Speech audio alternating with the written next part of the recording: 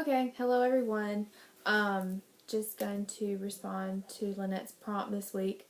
Not gonna lie, these are some kind of hard readings. The Perry article is a little confusing at times, the development stages, especially Lynette's question, 4B in position 5.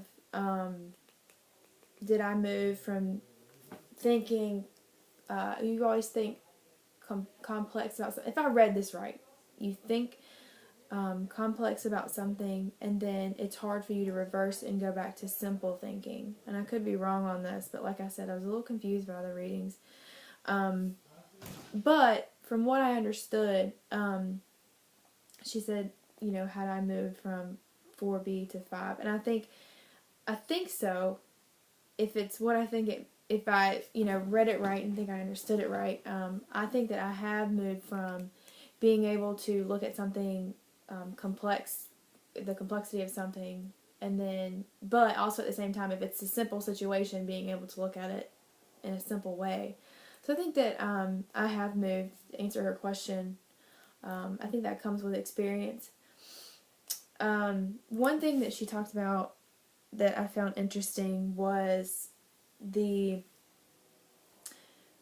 statement in the article. It says, if you're 22 or 23, you can't get control of yourself if you haven't already. And I can see where this is coming from. I understand what it's saying, but at the same time, I feel like the student that was talking, I think that it all depends on your experiences. I just think that everyone's different, and I know that we can apply these to a lot of the different theories that we've talked about. And every situation is different, but still at the same time, just saying because you haven't found yourself at 22 or 23 isn't necessarily true for me.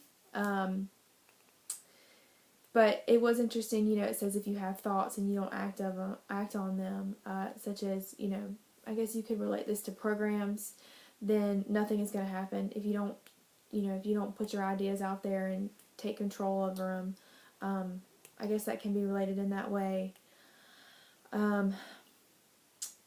So I found that interesting. You can't get control of yourself if you haven't already by 22 or 23. Because I feel like I've gotten control of myself, but I think there are some things, everyone's life is different and the experiences they have are different.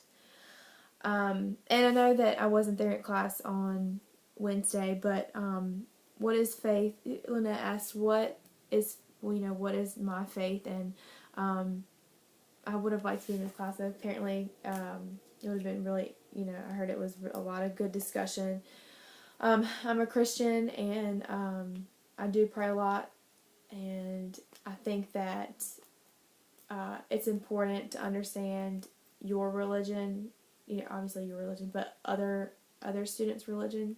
The religion is such a big part of people's lives that it can affect the way that they, obviously the way they grow up, and we talked about this 2 weeks ago in class with the lovely drawing on the board.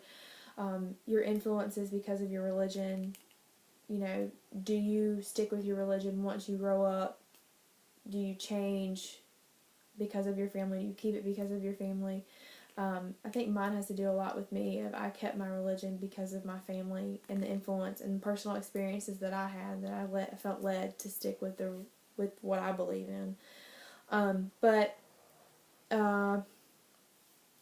another thing that Lynette asked about was the position 5. I believe it was on page 11. The readiness to conform rather than wait was a note that I put down.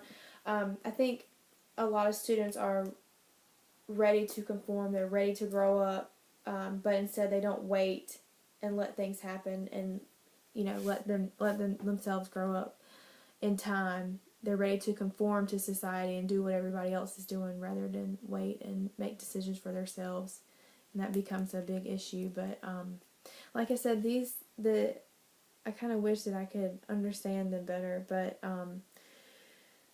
yeah, really good questions, and I hope I answered some of them and related them back to different areas. Okay.